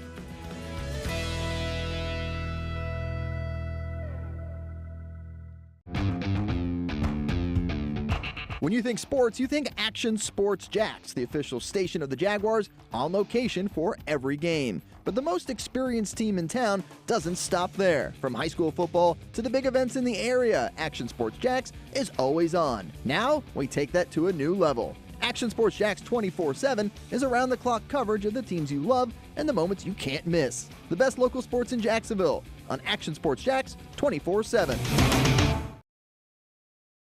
All right, back we are. That place will be stirring right outside of Florida Field, the Swamp, in a few weeks as college football is right around the corner, NFL as well. Jaguars this Sunday at 1 at New Orleans. Then they will go, the Jaguars will have a joint practice with the Dolphins, probably the most important thing left, probably. I don't think a bunch of starters will play deep into this game on Sunday at New Orleans. That joint practice, probably you'll get we probably won't get a lot of information from that joint practice, but the joint practice with the Dolphins ahead of their Saturday game, which will be the final preseason game.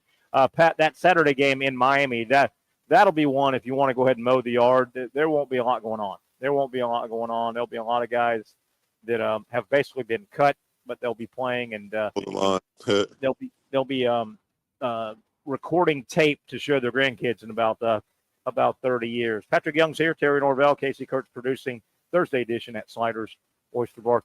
Pat, boy, Major League Baseball. Casey and I have been talking a lot about this, and I know you've been chiming in as well. My goodness, the last 2 to 3 weeks, as we're at the end of the dog days of summer, it's just such a long season. Pat, the last 2 or 3 weeks, Major League Baseball's been turned on its ear, man. Teams that got off to great starts the first 60 games or so, they're upside down. Teams have charged. What do you have that graphic? I'm looking at it right now. Yep. Some of the teams that dominated in the first half. Do you have that graphic still? I've got it right here.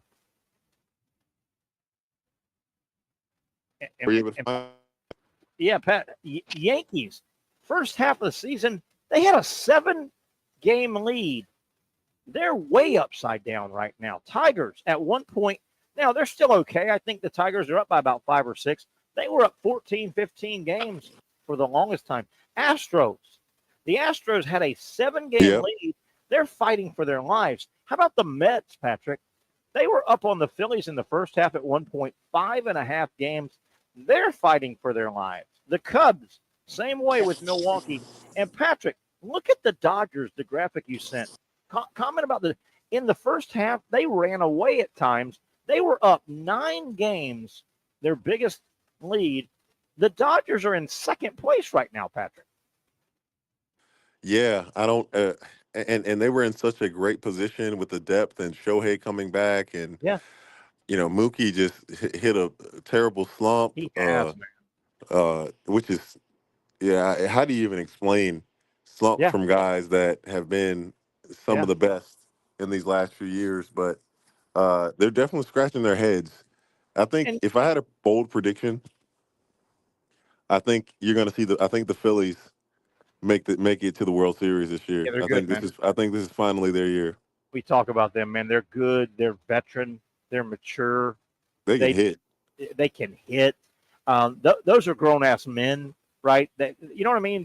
They've been around, man. There's the Phillies. They're running guys in their late 30s, late 20s, 30s that have been through it.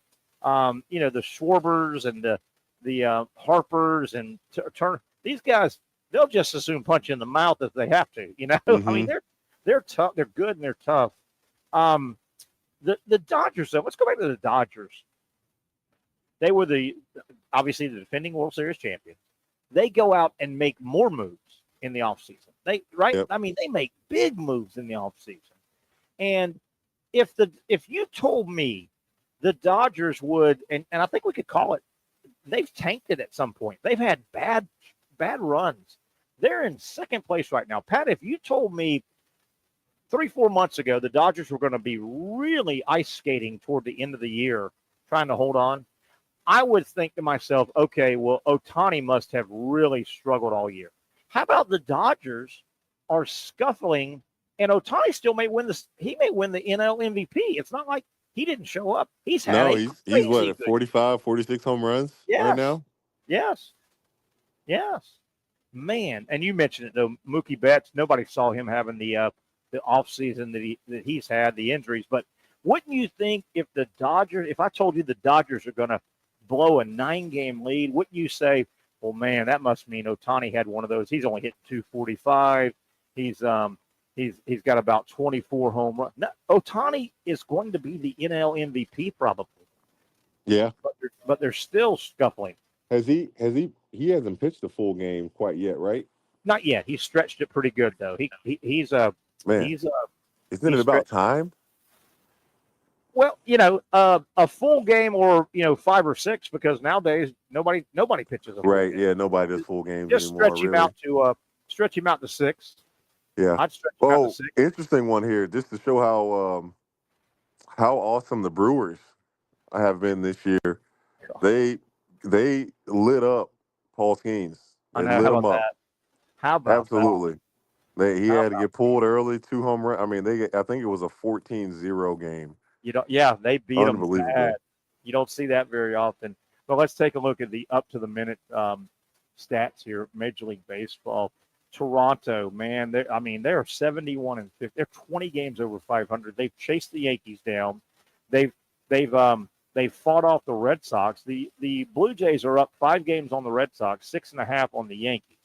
Detroit scuffled a little bit. They do have 70 wins right now.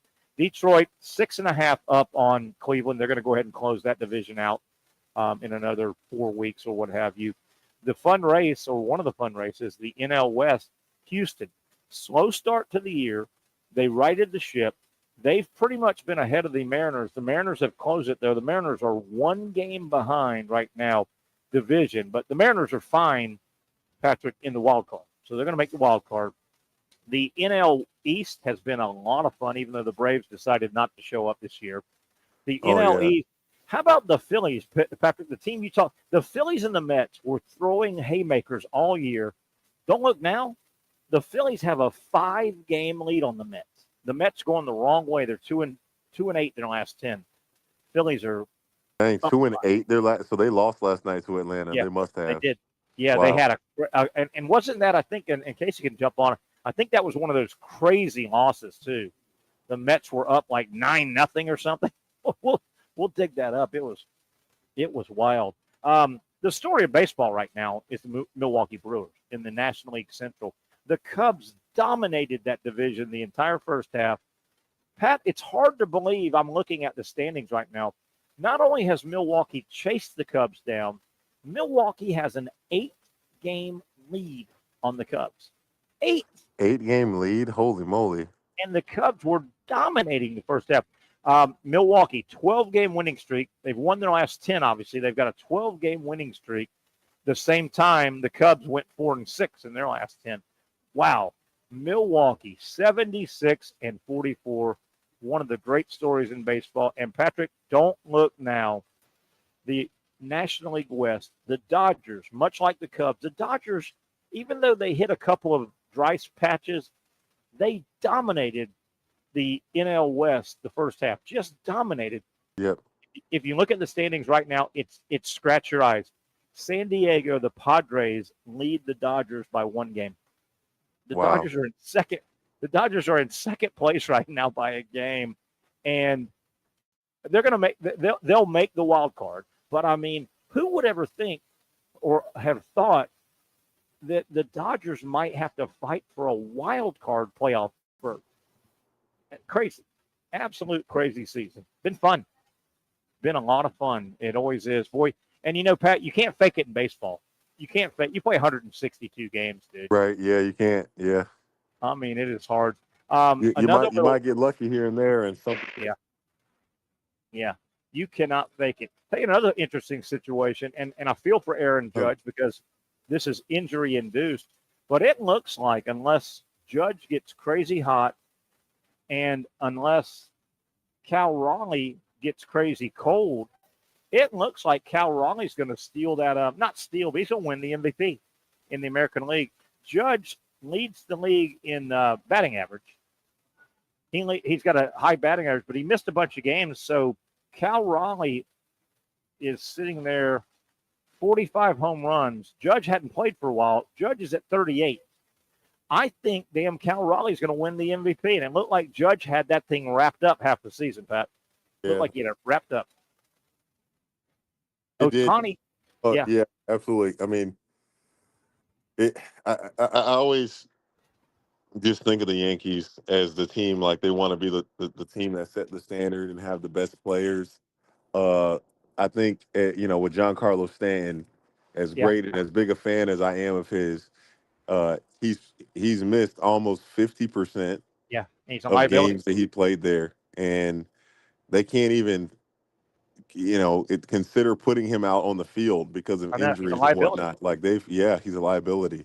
He's a liability. I think it's a hangover of the implosion I think they had last year in the championship series. I think so. There's carryover. It's tough with him. It's tough. It puts, Aaron Boone's got a tough situation with his lineup. Obviously, Giancarlo Stanton is a big, strong home run hitter. He hasn't played a lot, but he's got 10 home runs or something. But you can't put him in the field. How do you get his bat?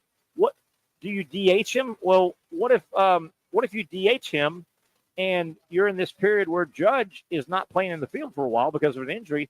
Do you sit Judge? No. They're in a tough spot, man. They're in a tough spot, and you wonder. In case you could jump in here. How much longer, if you're the Yankees, do you carry Stanton on your active roster? Right. I mean, he causes 2 problems every time he's in the lineup, doesn't he? I don't know. I mean, they're not cutting him. Yeah, but what do you just keep him and not play him? What do you do with this guy? It's hard. It's hard, isn't it? I mean, what do you do with him if you put him in the lineup? He's got to be in your DH, right? He can't play anywhere else. He can't run. Correct. He can't move. So, man, I don't know. I guess that's why Aaron Boone gets paid a lot of money. That's why he gets paid a lot of money. He's struggling right now trying to figure it out. So it's not like he's in the position that he's not thriving as a manager. Yeah, you mentioned Paul Skeens got roughed up by Milwaukee. Obviously, everybody's getting roughed up by Milwaukee right now. Even after that terrible outing Skeens had against Milwaukee 2 days ago, whenever it was, he leads baseball in ERA 2.13. Scooble's right behind him, 2.35. But, I mean, Skeens is sitting there at 2.13 after giving up a ton of runs. Did you see this pretty neat stat? And I wonder, I don't have the list of all-time Florida Gator baseball players in their career. Where does Pete Alonso just became the all-time New York Met franchise home run leader? He got like 200. Oh, yeah. That's right. Sure did. 238. I mean, he passed a guy named Darryl Strawberry, and you think about all the Mets. Where does you got to make it? And I don't have the list. This is not fair for me to throw out, but Pete Alonso, and Casey, you may have a thought on this. Is Pete Alonso about as good of a former Gator that's come through career-wise? I mean, that's a hell of a career he's had. Lead the Mets in home runs as an organization. Trying to think of anybody else that has had I may be missing a Captain Obvious position player, but I can't think of him right now. I mean, there's been a lot of Gator position players in big league baseball over the years. A lot. There are a lot right now in Major League Baseball. But anybody? I mean, it's a New York Mets franchise. This isn't right. The Rays or whatever. Not to pick at the Rays, but that's a new franchise. It's a New York Mets, for God's sakes. Pete Alonso, and gosh, he's got postseason play. A lot of people point to postseason play as well when they're talking about best ever. But yeah, it looks like right now, I think Cal Raleigh would walk away with the AL MVP. I think Ohtani, mainly because, I mean, obviously his bat's incredible. Ohtani's second in big league baseball with 43 home runs, and his pitching, Patrick. You got it. I mean, this guy does it on 2 levels. two levels. Yeah, exactly. Right. Yeah, that's the thing. It's almost unfair, right? You know, could you be an average pitcher and a great hitter? But Ohtani's good at both. So it's almost at a it's not a disadvantage. I mean, it's really hard to be very good at both. Imagine the merchandise they sell. Imagine the merchandise they sell in his country. Oh my goodness! How much do you think they must sell it? That idiot interpreter guy, man, he had it made. He could have been with Shohei for his whole career and still gotten rich. Yeah, definitely. Oh my goodness! I bet you they sell. I mean, they say the TV ratings at crazy times a day because of the time difference. They say over there in Ohtani's country, the TV ratings are off the chart. And Pat, you're talking like 6 a.m. in the morning. And they're setting TV ratings because Ohtani's playing. Ohtani is playing. All right, let's take one more break. We'll come back, take a look at all the news and notes from today, see if we missed anything, catch you up on what has happened in and around the world of sports as we're going to wrap it up here in about 20 minutes. Stay with us. We'll take a look around the world, kind of also paint tomorrow and Monday's show. Should be interesting tomorrow and Monday. We'll talk about that as we come back on our final break. The Young and Norvelle show continues right here on Action Sports Jacks.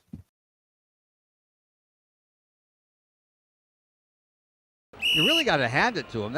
Hold on. The previous play is under further review. I'm not sure what he could review, but okay.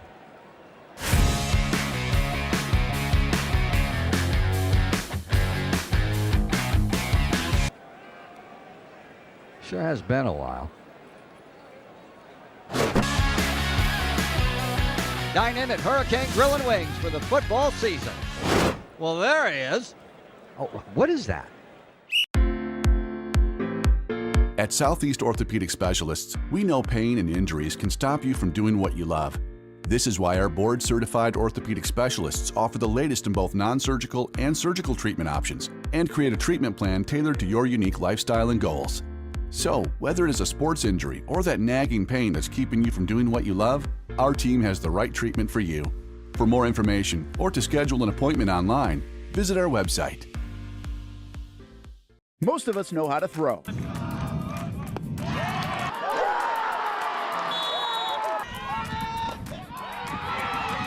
But you need to know what to throw. I'm not talking about footballs, baseballs, softballs. We're talking about those items you need to recycle. Republic Services explains it easy. Recycling simplified. 1. Know what to throw. When in doubt, throw it out. 2. Empty, clean, and dry those materials. It takes an extra minute, but it makes a big difference. And 3. Don't bag it. This makes the recycling process faster and more efficient. This is a look at the Republic Services North Florida Recycling Center. You can make this process even more efficient. By utilizing those 3 steps, Republic Services can help you become a better recycler in your home. Learn more at recyclingsimplified.com. Finally, a family atmosphere, kid-friendly restaurant with a real sports bar feel. Rick's Jack's Beach features all of that and a large, climate-controlled covered patio with misting fans and heaters for all seasons. Mix in an extremely diverse menu that features the most quality and affordable steak at the beach, and there's no reason not to enjoy your next lunch, dinner, happy hour, or big sporting event at Rick's Jack's Beach, 300 2nd Street North in Jacksonville Beach. See you at Bricks Jack's Beach. Baker's Sports. It's a hometown business filled with hometown people trying to make you feel right at home. Chris Conley, Jacksonville University. Walker Wright, class of 2018, West Nassau High School. Michael Young, Fletcher High School. Baker's Sports started in a grassroots way and now outfits much of the Southeast. Will Olive, Mandarin High School. Go Stangs. High school sports, travel sports, youth sports of all kinds. They are a one-stop shop carrying Nike, Adidas, Under Armour brands, and more. Vincent Caldes, Oakleaf High School. Tony Mazzio, Sandwood High School, class of 2002.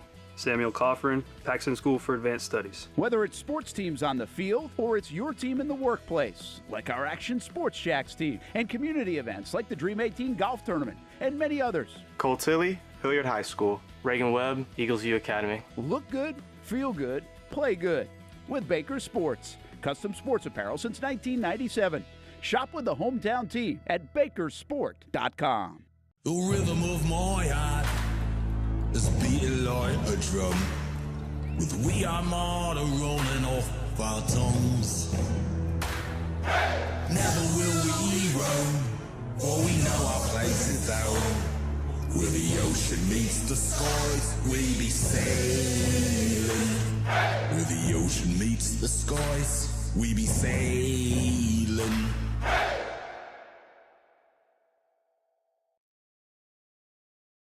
Back we are here, final segment, taking a look at the Jaguars practice facility. They've got a few more practices. They'll jump on a plane on Saturday, head out to New Orleans for a Sunday 1 o'clock game, and then back to the practice field.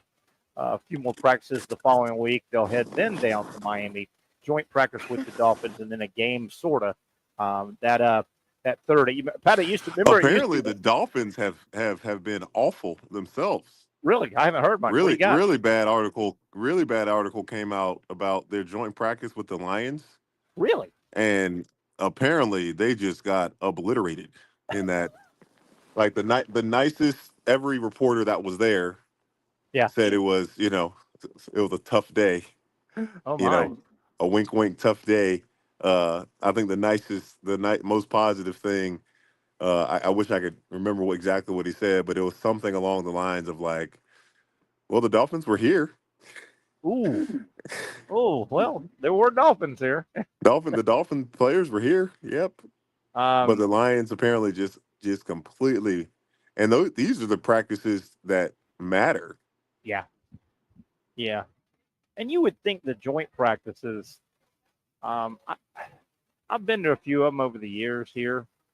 And I think the joint practices, if I remember right, you would get more ones-on-ones in drills than you would even get in the game, in the preseason game. It seemed like you would get, early in the practice, you'd get, even if it's 7-on-7, you'd get the 7 starters on offense for the Jaguars and the 7 starters on defense, and you'd get 6 or 7 plays to see, to watch and all. So, yeah, that's probably along those lines, probably not a good deal with the Dolphins. I don't know the Dolphins up and down personnel, and I don't know if this is supposed to be a just hold it together season or they're supposed to be good or bad, but you got to believe that whole Tua and the coach that looks like Doogie Howser, you got to believe this whole thing has got about a year or so before they blow it up, right? Yeah, I think Tyreek Evans has been Tyreek Hill. Yeah, it just feels like it either needs to work to the next level good or, okay, it's just not going to work. The guy looks like a player's coach and everything, and the same with Tua. Is Mike McDaniels just better being an OC? Maybe, because he is a really good football mind, offensive guy, but maybe he's not a head coach. Yeah, some guys are not. Switching back to college football, it appears, according to a lot of the headlines you see today, it appears there'll be some. Not that there couldn't be a appeal, but it appears there's going to be some finality to the Michigan Wolverine football sign stealing, all that stuff. What could they do punishment wise? Yeah, I'm not really sure. The guy's not even there anymore. You're right. Nope, nobody's there, right? Harbaugh's not there. The guy Stallion, he's gone, right? But supposedly tomorrow, they said Friday, there's going to be some type of, I guess, finality. Which way does it go? What do I think is going to happen? Not so much. I don't know. I'm just tired of hearing about it. Yeah. I'm tired of hearing about it. I do think, though, that in modern football, you may need to have something in place for electronics because electronics have gotten so good. Yeah, for sure. And Pat, you've done a lot of television, man. A boom mic over your head can pick up a lot. Those remember we talked about those big microphones you have to hold in front of your chest. Yeah, those circular ones. Yeah. Parabolic microphones. Pat, those things have gotten so good. you can be 100 yards away and aim that, and you can really hear a lot of talk. You can really hear a conversation. Crazy. I mean, they've gotten that good, and I'm all for. I played a lot of baseball, as you know that. I'm for. Hey, that third base coach, he's out there in front of God and Santa. If I can put a guy on the bench, or if I can just watch the guy over and over again, inning after inning, if I can break his code, more power to me. But to me, that's not,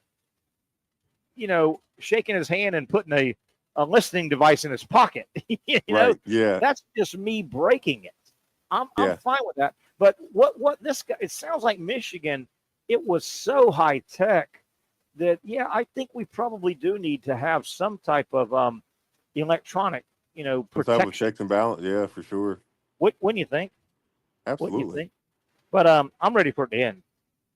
It's been a documentary and this and that, and like it's just, I hope the NCAA doesn't do one of those things where they punish current players for something they had nothing to do with. Yeah, that would smell.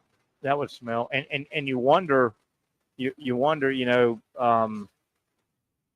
that whole group, Connor Stallion, I think his name was, Jim Harbaugh, obviously the coach at the time. Didn't they win a title right in the middle of all that? Yep. He missed the first two games or something like that. Kind of going on. So, and I know and then Sherrod Moore had the weirdest post-game interview I've ever seen. That was terrible. Yeah. He fake cried. Oh my gosh. He fake cried. But we do live in a sports society where, yes, you can retroactively take a championship away, but if we saw it with our own eyes, we count it, don't we? I mean, we saw Michigan win that title on the field. If tomorrow there's an announcement that says, and Michigan has to vacate their national right? My gosh. Does that do any? We believe our eyeballs, don't we? We're a society that believes our eyeballs. Yeah, except not UCF. Yeah. We believe our eyeballs and say, but you're not a champion. Like no. Our eyeballs see a national title sign in their stadium. Doesn't that count? We see it. We see it. They say they won it. They claim they won it. I can't believe that they have that in there. They actually have that they won a national championship. Isn't that terrible? Isn't that That's 20? Terrible. What is it? 2017 national champions, UCF, who they weren't even in the Big 12 at the time, right? They were just an independent bump or AAC or whatever. 12-0 or 13-0, whatever it was. But they won their bowl game. Yeah. Yeah. They beat Auburn that year. Was it Auburn in the bowl game? And everybody was going, come on, Auburn, beat them and finish this off. I think it was Auburn they beat in a bowl game. And by the way, it might have been like a 4-loss Auburn team. So, Pat, I don't have time. I don't know why I wanted to ask you this question. And I probably have asked you before, and it may be a stupid question, and we only have 2 minutes left. I don't know why. Pat, I wanted to ask you, when you were playing basketball, do you remember the maddest time you were on a court? I don't know if it was a guy being physical. I don't know if it might have been referees not calling what you thought they could have called. Do you remember the maddest time you were on the court? The maddest. I remember one. Yeah, when I was playing overseas, when I was in Turkey. Yeah, I got a double tech out of there. What happened? Patrick. Missed call. Upset with that.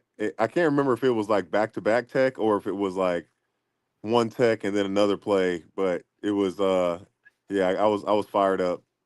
Now, when you were playing in Europe, you mentioned you thought there were some bad calls. Was there a communication problem? Did you not speak the language of the officials in Europe? Shoot, I don't know. I mean, the best officials are the ones that coach or officiate in the EuroLeague, and they all speak English, and they're all pretty good guys in my opinion. I like those officials. Were you an elbow thrower? No, that's pretty weak, isn't it? Isn't that considered weak? That's trying to do something like that, trying to hurt people. That's pretty nut. That's pretty low. Yeah. I don't know why I thought. Have I ever asked Pat about the maddest time. Pat, so did you call home and say, "Hey, Dad, I got a double T and I got thrown out tonight"? I don't think I called my parents or anything like that. Like, I don't know. My dad doesn't have a lot of depth to him. He's a great guy. So I don't know if he would have even done anything or said anything about it. Yeah, I like it. No, my dad's a simple guy. He doesn't have depth. Hey, your mom would have got on your ass though. You did what? You got thrown out? Possibly, but when you're a grown man, you're not calling your parents, telling stuff like that. Either they see it and they say something, because I'm not going to bring that up. Yeah. Hey, Patrick, be nice. Be nice, Pat. Be nice on the court. Be nice. All right, buddy. Good stuff on a Thursday. Appreciate everything you do for the show, as always, and everybody, including Casey Kurtz, producing. That'll wrap it up. We'll get back together one more time this week. Previewing the Jaguar game coming up Sunday in New Orleans. Should be some cuts made, I would think, almost immediately after that game. Certainly on Monday, we'll have that to talk about as well. That'll do it. We'll get back together tomorrow, 4 o'clock, next edition of the Young and Norvelle Show. Have a great day, everybody. At Southeast Orthopedic Specialists, we know pain and injuries can stop you from doing what you love. This is why our board-certified orthopedic specialists offer the latest in both non-surgical and surgical treatment options and create a treatment plan tailored to your unique lifestyle and goals. So, whether it is a sports injury or that nagging pain that's keeping you from doing what you love, our team has the right treatment for you. For more information or to schedule an appointment online, visit our website. You really got to hand it to him. Hold on. The previous play is under further review. I'm not sure what he could review, but okay.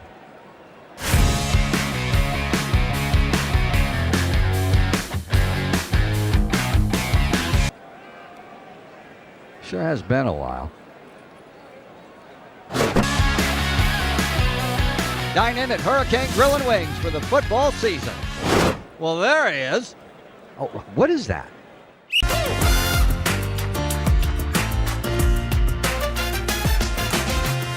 Empower a future, inspire a dream.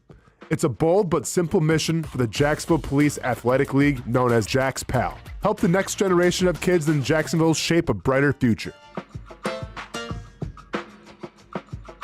Their after-school programs, teenage leadership programs. There's community outreach. It's been just an awesome opportunity to be out here with my colleagues and do something good for the community. It's really been an interesting opportunity to just see everybody work together in a way that we don't normally in the office. And there's sports.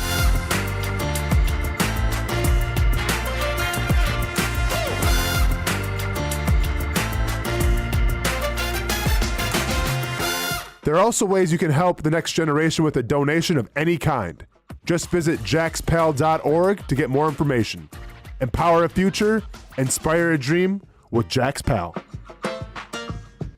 Finally, a family atmosphere, kid-friendly restaurant with a real sports bar feel. Rick's Jack's Beach features all of that and a large, climate-controlled covered patio with misting fans and heaters for all seasons. Mix in an extremely diverse menu that features the most quality and affordable steak at the beach, and there's no reason not to enjoy your next lunch, dinner, happy hour, or big sporting event at Rick's Jack's Beach, 300 2nd Street North in Jacksonville Beach. See you at Rick's Jack's Beach. There's a saying in sports, you can't win them all, but you can win a lot with good folks on your team. Like that one painter, First Coast. It's tough to beat the sun in Florida, so your home fades. It's tough to beat that HOA when they come calling. Beat the sun, beat the HOA with that one painter, First Coast. And it's a good time to do it. Less rain to work around, and painting in mild temperatures is perfect. After all, the paint bonds to the surface so much better. Give that one painter First Coast a call at 904-417-3557 or look them up at first-coast.thatonepainter.com. Fast estimate, guidance on color and HOA requirements, and the highest quality job you'll find anywhere. Be a big winner in your neighborhood with that one painter First Coast on your team.